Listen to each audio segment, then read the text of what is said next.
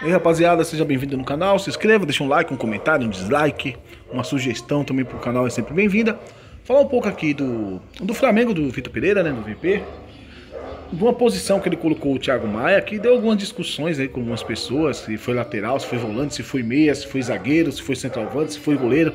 O Maia ele jogou de volante, como joga sempre. Ele não jogou de lateral, ele não jogou de zagueiro, ele não jogou de goleiro, ele jogou de volante normal. A diferença é o seguinte, é que há funções em campo a ser cumpridas por alguns jogadores, que têm a característica para isso. Então o Maia não tem característica de lateral, então ele não foi lateral.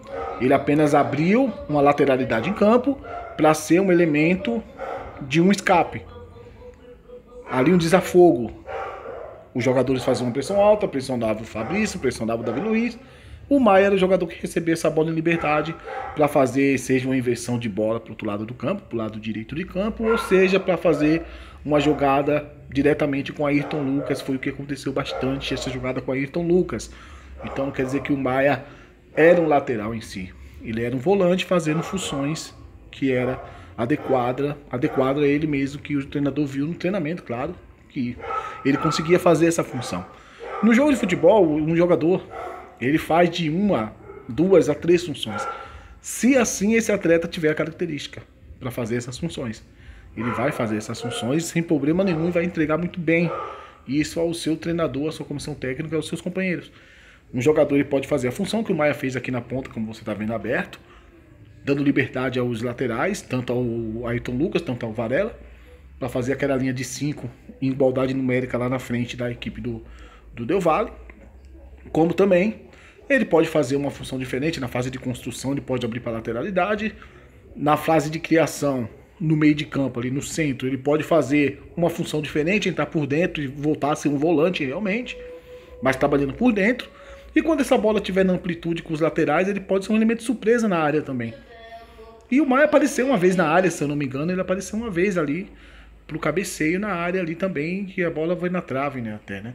Então pode sim, o jogador pode fazer de duas a três funções se ele tiver a característica e tiver bem fisicamente para isso, porque exige físico para isso também. E o Flamengo não está bem assim fisicamente para o jogador percorrer todo o campo dessa maneira. Tanto é que o Flamengo fazia uma linha de 5 em alguns momentos quando perdia a bola, o Ayrton voltava para cobrir sua posição normal de lateral, o Maia estava por dentro e ali fazia uma linha de 5 em alguns momentos. Então o Maia não jogou de lateral, não jogou de zagueiro, jogou de volante, cumprindo funções que o VP viu que ele conseguia fazer. E o Maia tem qualidade no passe, por ser lateral e por ser um jogador que joga com a canhota, a esquerdo, realmente um canhoto de ofício. É aquele canhoto mesmo, o Maia. Ele consegue trabalhar aberto ali para ter uma amplitude melhor de campo também, e também para ter um passe mais de qualidade ali na vertical para o Ayrton Lucas. E foi isso que aconteceu. Tanto é que o VP criou algumas estratégias, deu certo? Deu certo, mas só que não conseguiu reverter essa estratégia em vitória. Faz parte, nem toda estratégia ela dando certo você vai conseguir a vitória, mas ela vai dar certo em campo. Ok, e a vitória vem no decorrer de um tempo. E o Flamengo venceu o jogo. O Flamengo venceu o jogo na realidade, mas perdeu nos pênaltis.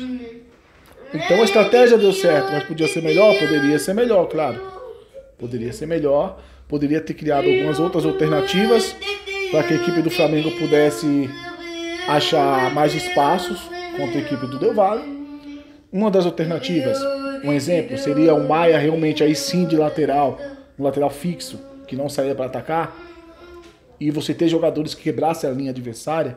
Você tem jogadores para isso, Flamengo? O Flamengo tem o Cebolinha, o Flamengo tem o Marinho, são jogadores que podem jogar na amplitude aberta e ser esse jogador que vai quebrar a linha adversária num contra um.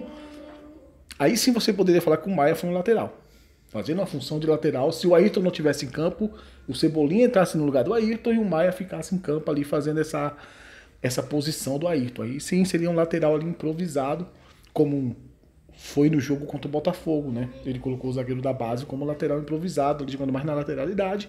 Não era o lateral de ofício, mas cumprindo uma função ali mais aberto em campo e cobrindo a lateralidade da esquerda, né? Vou mostrar aqui para vocês também aqui no campinho gráfico mais ou menos o que foi que o VP colocou em campo. Vamos lá.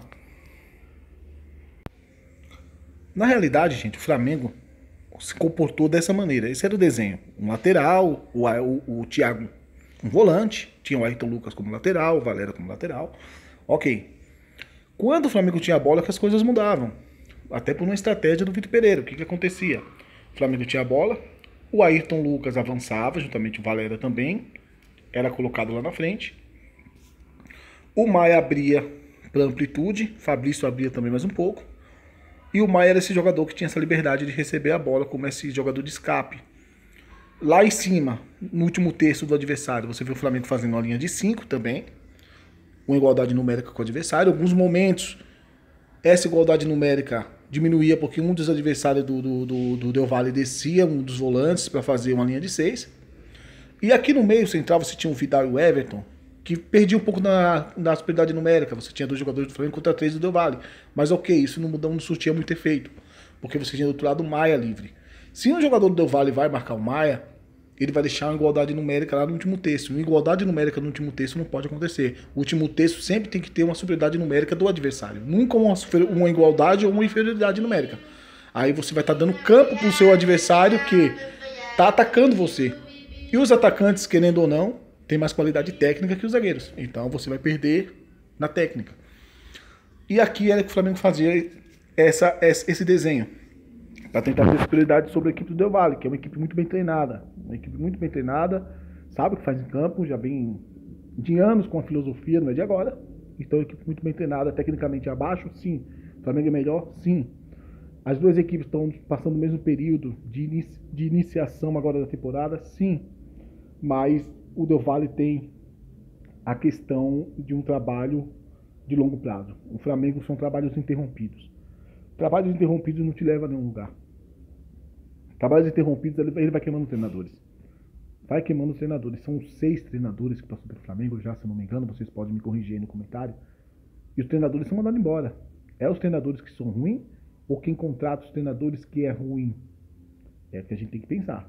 Os treinadores são ruins realmente? Quem está contratando esses treinadores? Será que esse cara que contrata, ele sabe mesmo contratar treinador? Eu não falo que os treinadores que passaram são ruins. Eu acho que foram contratados em momentos ruins para fazer um trabalho. E esperando deles o que o outro treinador fez. Aí fica difícil. Não dá. Teve o Dorival Júnior agora, excelente trabalho. 2 títulos. Manda de bola no treinador campeão. Isso só acontece no Brasil, infelizmente. É muito difícil acontecer lá fora. Por isso que o futebol aqui está muito difícil de ir para frente. E traz um treinador que não ganhou nada no momento. Fez um trabalho ali no Corinthians. No final foi legal, mas também teve suas dificuldades enormes. Tanto é que não ganhou o clássico. Chegou à final da Copa do Brasil, os jogadores se fecharam entre eles e conseguiu chegar à final da Copa do Brasil, mas teve um grande problema do Vitor Pereira, que é a questão associativa com os atletas. Se o teu lado associativo não é bom, o seu lado técnico e tático não vai chegar a lugar nenhum. A primeira coluna que tem que dar certo, tem que estar firme, é o associativo, de comissão, atleta, atleta e comissão. Isso o Dorival conseguiu fazer, por isso que o trabalho dele fluiu. Ah, ele fez arroz com feijão, Dorival, muita gente está falando isso, né? Ah, foi arroz com feijão, foi fácil. O arroz com feijão do Dorival foi muito bem feito. Foi uma feijoada com arroz à grega e com muitos produtos ali muito bom. Porque o arroz com feijão com o Dorival deu 2 títulos do Flamengo importantes. E não foi arroz com feijão. Vou fazer um vídeo explicando que o Dorival não fez arroz com feijão. E se fosse treinador estrangeiro, estaria sendo aplaudido e não poderia sair do Flamengo. Então, tem esse lado preconceituoso também, infelizmente. Vamos dar uma olhadinha aqui. Aí que ocorria. Quando o Del Valle fazia uma linha de 6, era quando o Flamengo se movimentava. Aí sim o Flamengo tinha mais espaço para se movimentar. Tanto é que no primeiro tempo ainda, você via que o Arrascaeta subia, o Gabriel subia também nesse espaço que ficava no meio de campo, e ali eles recebiam a bola. Quando essa bola chegava do lado do Everton, tanto é que o jogo ele decorreu mais do lado do Varela, o Flamengo conseguia se movimentar, trazer com ele a marcação do Del Valle, e assim abrir espaço para a inversão de bola do Everton para o Ayrton Lucas, que entrava livre pelas costas do bloco de marcação adversário.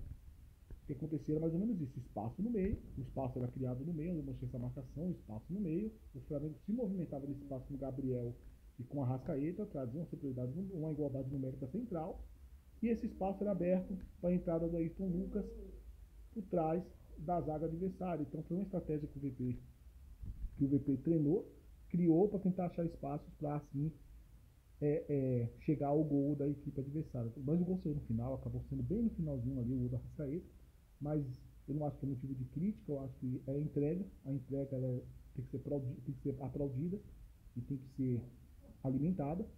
Eu sempre digo que um time competitivo ele vale muito mais do que um time técnico, porque o time competitivo ele vai te dar vitórias. O time técnico ele vai te dar um jogo bonito, mas talvez a vitória não chegue porque não tem entrega. Então, o que acontece com o Flamengo é que o Flamengo está muito abaixo. O Flamengo está muito abaixo fisicamente, precisa melhorar fisicamente, e o treinador precisa entender que antes da tática é necessário associativo. Eu lembro que o Edu Gaspar falou isso, foi até no Instagram.